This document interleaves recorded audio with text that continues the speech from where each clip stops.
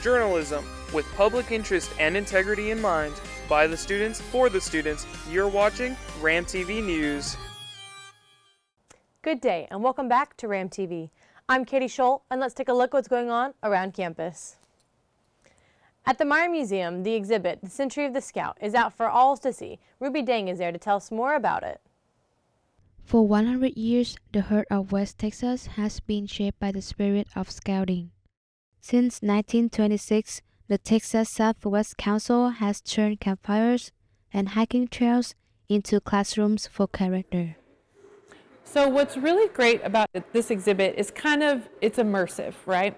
So as you can see, we've got the tent in the background, so you kind of get a feel of what it's like to stay overnight in one of the specialized tents for Scouting America.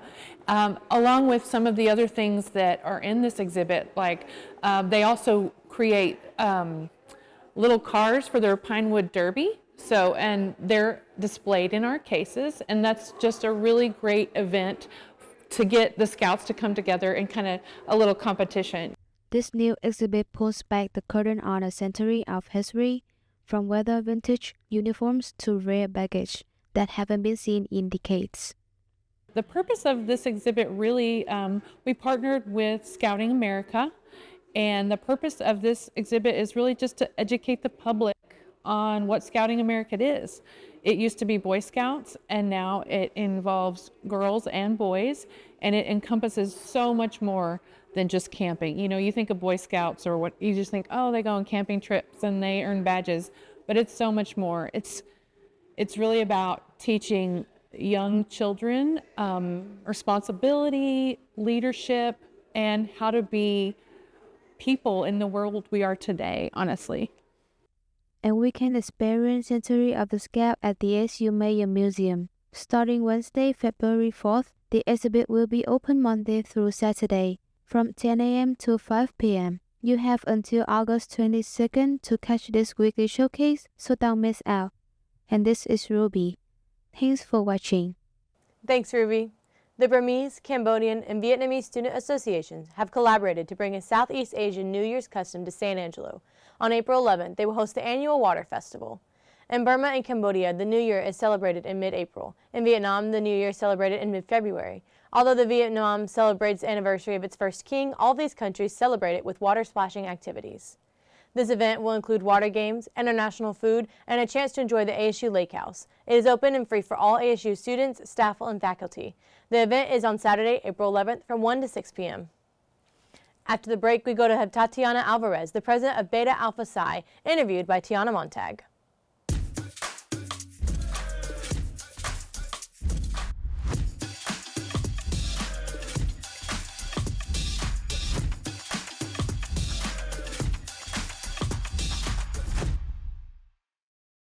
Hey RAM fam, welcome back. It's Tiana, and today we have Tatiana Alvarez, who is the president of Beta Alpha Psi. Hi, how are you? Hi Diana, thank you so much for taking the time to meet with me today, and thank you to RAM TV for giving us this shot. I'm well, and yeah, I'm excited to talk about Beta Alpha Psi. Awesome. So for people who are not familiar with Beta Alpha Psi, like what is it and like what role does it play for accounting students here at Angelo State? Beta Alpha Psi is the only accounting primarily honor society here on campus.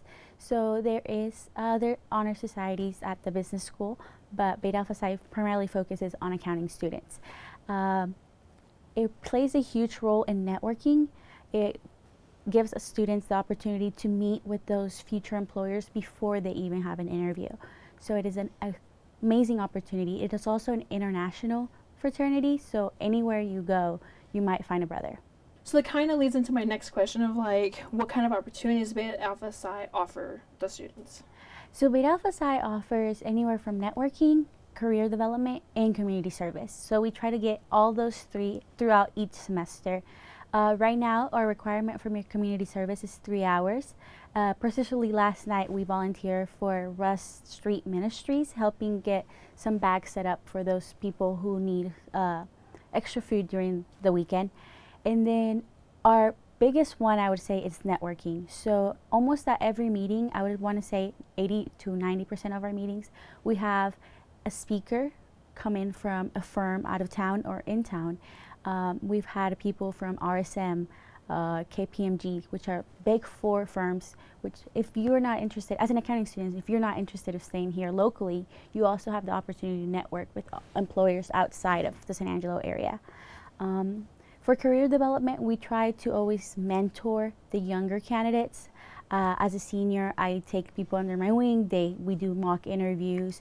They ask me, what should I say in my interview? What should I wear? So I think we hit all those three aspects throughout each semester. Okay, cool. So then how do these experiences especially with like out of town firms and like in town firms, like how do those experiences help the students like stay interested, I guess, or like want to be a part of the Honor Society? So I feel like accounting is a very intimidating profession. A lot of people say, I would never be able to be an accountant. So by getting to know your employers, by getting to know your peers in a deeper level, I think you can really see if that's something you want to do for the long term. You know, accounting has a field in everywhere. You can have industry, you can have public. Anywhere you go, you can be an accountant.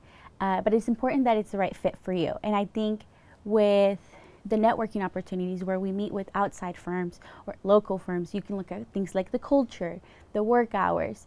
Oh, maybe I don't want to do public. And also, I believe that if you're around the people that want to do the same things you want to do, you grow together. So I love my marketing friends, but they don't really understand what I go through in my classes or my fears of after graduation, while people in accounting do. So I think not only the networking aspect, but also the brotherhood that the fraternity brings is one of our best assets. Gotcha. So then this is kind of a different question, but like I know some fraternities and sororities have like brothers and sisters. So is it only brothers, even though you're a girl, or? Okay, so we call it brothers just as a umbrella of it all, but it's totally co-ed. And I'm glad you mentioned that other fraternities, because this organization is actually completely free. If you meet the requirements, you do not have to pay any fee. We have an endowment that we get money from, and that pays your membership fees to a local office. So it's completely free as long as you meet all the requirements. And you can join even if you're a girl, boy, or however you identify. Gotcha. That makes so much more sense. Okay, so what achievements are you most proud of as a president, but also before you were president as well? Yes, ma'am. I'm actually in the integrated program. So I am doing my undergrad in accounting and international business with a certificate of excellence in banking. And then I am doing the grad program on the Masters of Professional Accountancy. So this semester I'll be graduating and there will be a new president. We'll be hosting nominations at our next meeting. So I'm really excited who takes the torch and runs with it this time. So since you're graduating, what are some goals and some things that you want to accomplish like this semester before you leave for the next person? Okay, that's great. So one of the things I mentioned earlier was the goal tier. I want to make sure that we do get that. We're in the right path, and with everything that we have planned, we should hit it, but I just want to make sure we do get to that goal. And my second thing is I want to do a really smooth transition between officers and the new officers. I don't think we've ever had that really like connection before. So that's one of my main goals of doing a binder. What is each position required? How many hours should you put into it in a week? All of that stuff I really want to accomplish. So for students who are interested in choosing accounting as their major and want to join this honor society, what are some things they need to do to be able to join? For anyone interested in joining, I believe our list of requirements is pretty short. So first and primarily, you would have to be an accounting major or have an accounting minor. Then you would have to have completed accounting 3311 and received the B or a better grade average in that class. Then as candidates, you must also complete the same amount of community service hours as our members. So typically in the last 2 semesters, it's been 3 hours, but it really is up to the next president when that next hour will be. Gotcha. Okay, cool. And then the last question I have is, where can students find y'all? Like Instagram, social media, stuff like that? Okay, yes. So we have our Instagram at Beta Alpha Psi ASU, I believe. Then we're also on the Angelo State RSO website. So it's under Beta Alpha Psi, and my email and our advisor's email is on there. So you could always email one of us. And typically one of us is always on campus at the Norris Vincent School of Business. But if for some reason you cannot find us, my email is kalvarez8 and I will always reply. Awesome. Well, thank you so much for being here today. It was really interesting to have you. Okay, thank you so much, Tiana. I really enjoyed it, and I appreciate y'all giving us this time. No problem. Awesome. So now we go to Jesselyn Juanillo with Everything Entertainment. Hello, Ram fam. On Monday, April 13th, celebrate Poetry Month at the Porter Henderson Library for Build a Poem Board. The event is free and made to help express whatever feelings, problems, or creative input into the world for our Rams. Find the table anytime when you visit the library. Also look out for Counseling Services Zen Garden Night. There are only a few spots left to reserve. The event starts at 6 p.m. and ends at 8 p.m. April 10th. Enjoy building your own sand gardens with trinkets, a mini sand rake, and again, for the best of all our Rams, register under Ramport Events and Calendars and look under the April 10th day. And that's all, Ram fam. See you next time. Thanks, Jesselyn. The Angela State Percussion Ensemble is hosting a concert featuring house music. Audience of all ages are invited to experience an unforgettable evening of rhythm, color, and energy. The musical program features a wide spectrum of works that highlight the versatility and artistry of percussion music, from contemporary compositions to classical ragtime. Some featured works include Living Room Music by John Cage, Dining Room Music by Rupert Kettle, and Game of the Century by Connor Shafran. The concert will be held in the Elta Joyce Murphy Auditorium from 7 p.m. to 8 p.m. and is free to attend. Now we go to Olivia Dienda with the weather. Thanks, Katie. Now let's take a look at our 5-day weather forecast. Monday, we have a high of 73 degrees with a low of 48 with some partly cloudy skies. Now going into Tuesday, you also have a high of 73 degrees with a low of 51. It'll be mostly cloudy with a low chance of 50% chance of rain. Going into Wednesday, we have a high of 76 degrees with a low of 57. It'll be mostly cloudy with some clouds disappearing later on in the day. Going into Thursday, however, we have a high of 79 degrees with a low of 60. It'll be pretty cloudy throughout the day, but a very low 9% chance of rain. Now for Friday, we have a high of 77 degrees with a low of 61. Make sure to bring an umbrella as there will be scattered storms throughout the day and a 50% chance of rain.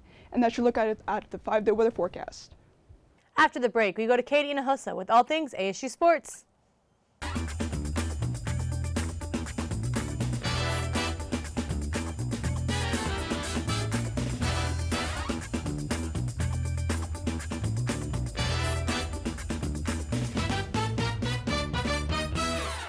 What's up, Ram fam? Let's take a look at what's going on in ASU sports.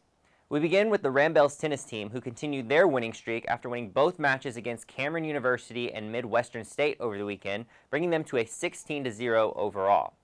The Rams and Rambells track and field teams were home this weekend as they walked away from the David Noble Relays with 19 provisional marks. The Rams baseball team were also home this weekend when they won 3 of the 4 games against Texas A&M Kingsville, bringing them to a 23-11 overall. Meanwhile, the Rambells softball team lost both of their games against A&M Kingsville over the weekend, dropping them to a 27-8 overall. Next, we go to Aubrey Aguilar, who goes to the tennis courts to find out more about the Rambells tennis team. The women's tennis team handles the pressure and makes it look easy. Come with me to learn more about how they do that. ASU's Rambells tennis team has been killing it on the court this year. I had the opportunity to interview players about their experiences and motivations for participating in the sport. When asked about what inspired them to join the team, this is what they had to say. I think it's my 2 brothers. They were playing tennis and me, I was just watching them. So I kind of start, like they were in tournament and I start alone to play against the wall. And I said to my parents, maybe I should try to play tennis, and I start like that. Well, I started playing tennis when I was 6, and because of my brother, actually. He was doing summer camp in a city close to where I live, and I mean, my mom, she just asked me if I wanted to try, and I was like, I mean, why not? So I started to play, and I was enjoying, and I was pretty good actually. So my mom, she was like, I think we should keep going, but at the same time, I was doing swimming. So I had to decide between swimming and tennis, and I chose tennis. That's why I'm here, I guess. Their passion for playing is clear as they each express their personal goals for the season. My personal goals, I'm gonna say for the single to be top 10, I think, in the country. To be ranked as high as we can, me and Margot, my doubles partner, and yeah, I mean, if I can, to be ranked 2, I guess. So They then each reminisce about their favorite or most memorable moment on the team. My first match was excited and everything. And a moment, I would say, all the moment with the team is before the match, that's just excited, and we are First match of the conference. We played against Kingsville like 1 week ago, and I was the last one that was finishing the match, so everybody was waiting for me on the line. And I won this match at the third set, and then when I won, everybody comes and hugged me. It was very nice. So I think that moment, yes, one of my favorites for sure. At the end, the Rambells relate their experience on the team with their personal life in college. So, I mean, I had tough moments here, and I do think that the team is a very special part of your life, because if you really have a very strong bond with them, they can help you a lot in tennis, outside tennis. So, I mean, they make me stronger probably, you know. This has been Aubrey Aguilar with Ram TV. Thank you for watching. Thanks, Aubrey. Now let's take a look at everything coming up in ASU sports.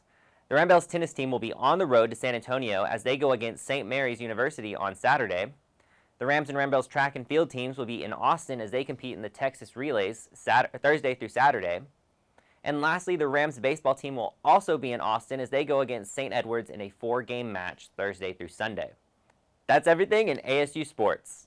The Massey Halls have been hosting study nights for the students, and to tell us more about it is Yumiko Winden.